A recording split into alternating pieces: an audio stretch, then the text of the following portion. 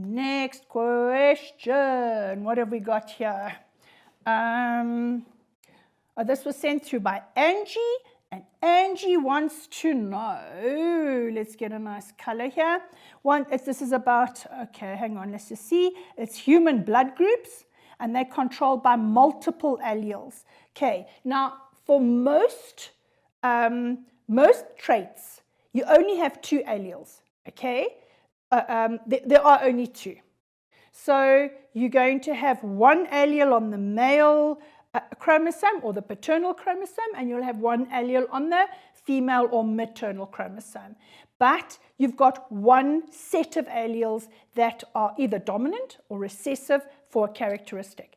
In the case of blood groups, they are multiple alleles. In other words, you've got more than 2 alleles that will determine a characteristic.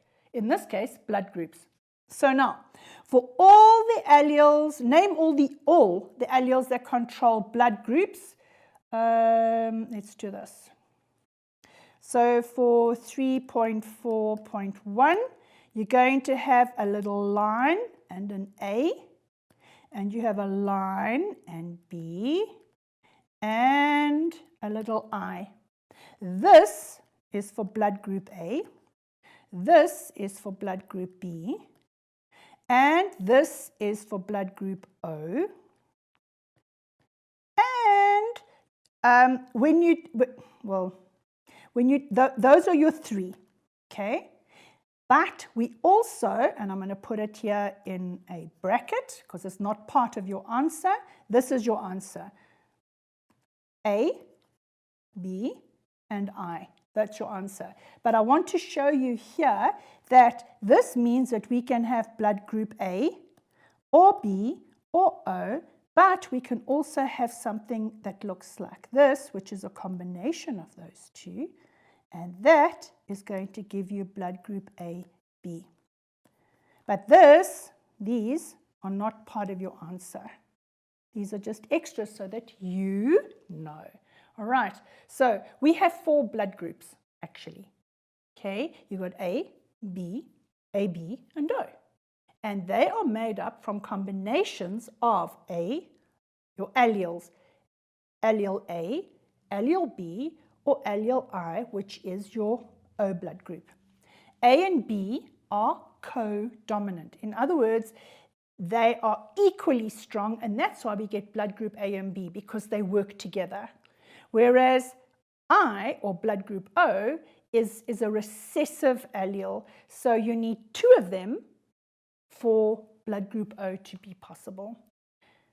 Okay, and if you think blood group O is the most popular or is the most prevalent blood group in the world, okay, it's the most popular one. Right, now, how many alleles named in question 3.4 can an individual inherit? Well, you are going to get 2 because you're going to get 1 from mom and 1 from dad. So 1 from dad's sperm cell and 1 from mom's ovum. And the 2 are going to make you 23 chromosomes, zip, zap, there you are. Okay? Now, okay, and then the next question says, give a reason for your answer. So the answer would be 3, 4, 3. You would say that you inherit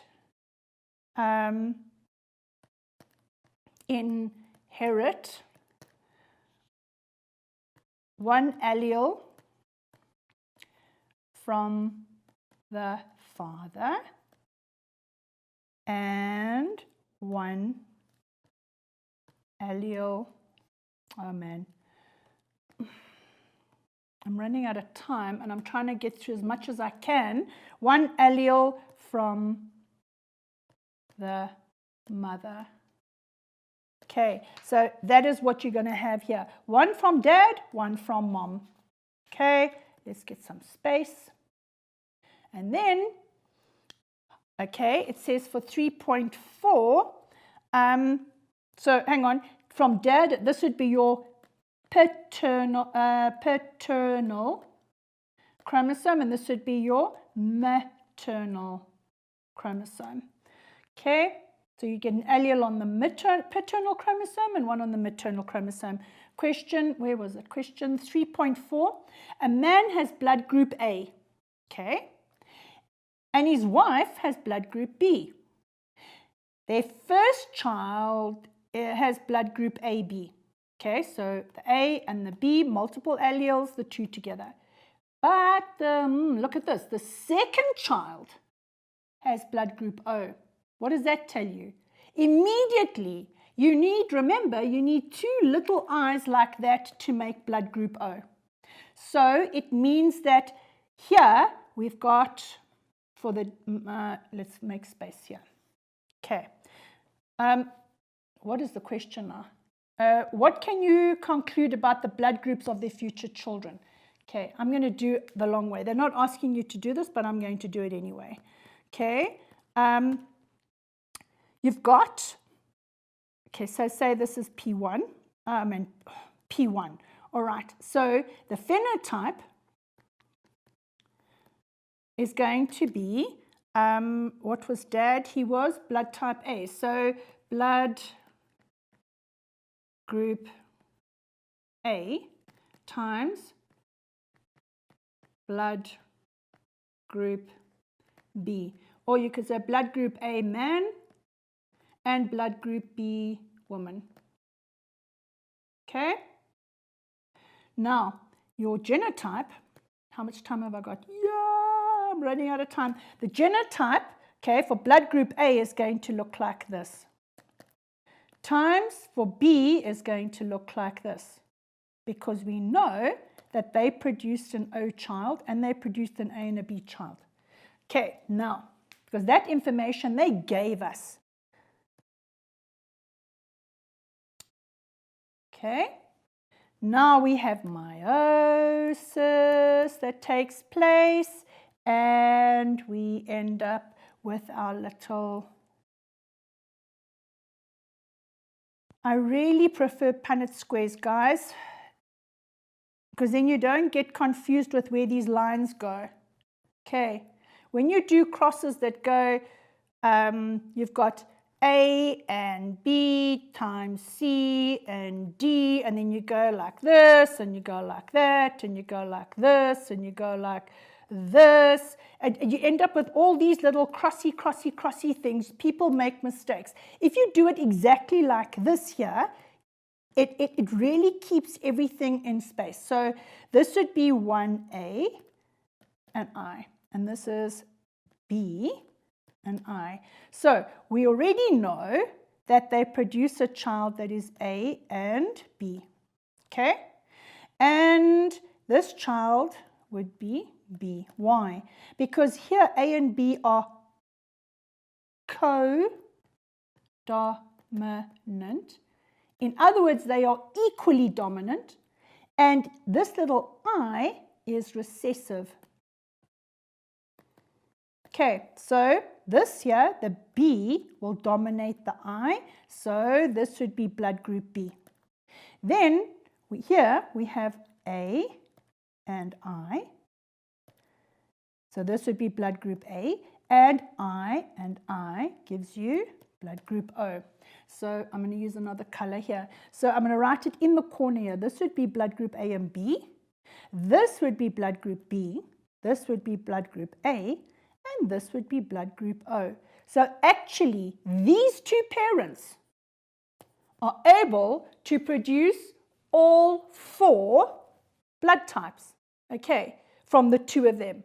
So they can have children that are A and B, or they can have children that are A, or they can have children that are B, or they can have children that are O. And please remember, guys and girls, that this is when fertilization occurs.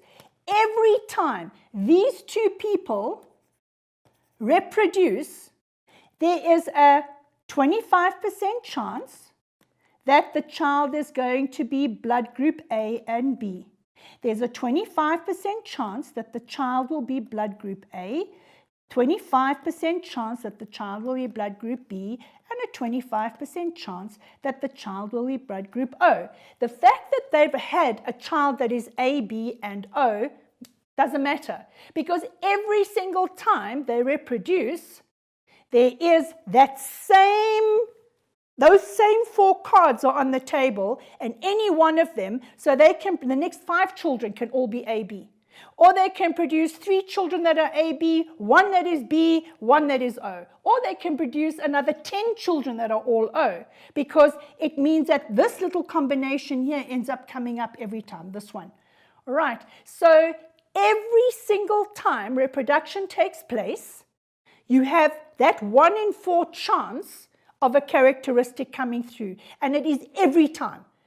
So it doesn't matter how many children you have, every time that is on the table. Something else I just want to show you as well, we've still got a few minutes, is about sex determination. Okay, hang on, let's just check if have we finished this question? Yes, we finished this question. So what can one conclude about the blood groups of their future children? As I said, there is a 25% chance or 1 to 4 chance that the child will be any blood group.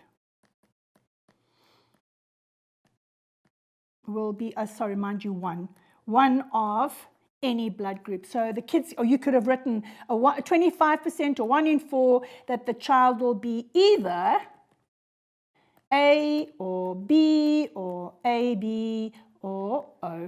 Okay, done, finished. Right, let's quickly go to sex determination. So we're looking at sex determination. In other words, how do you know if you're going to have a boy or a girl? Okay, and you know, in certain populations, in certain groups, in certain cultures and religions, people place a huge price on being male and having sons. Men always want to have sons. Give me sons, they will say. And sons inherit companies. And we live in such a patriarchal world. But anyway, no, I'm not going there. So actually, every single time, mommy and daddy, so there's your male times your female. Okay, this is the phenotype. That's what you're going to see. You're going to see mommy and you're going to see daddy. All right. The genotype, okay, is going to be daddy's going to be XY. Those are your at least your gonosomes. And mommy is going to be XX. Okay, so now they have meiosis, and we start with the whole fertilization. So boom, boom, boom. We do our 9 little squares. Done, done. And we have gametes. Okay, and mommy is XX and daddy is XY. Now, fertilization. What happens? XX, XX, XY, XY. So every single time a male and a female have want to reproduce and they have fertilization, there is a 50% chance that we are going to have girls and a 50% chance that it will be 50% chance that we'll have girls or 50% chance that we'll have boys.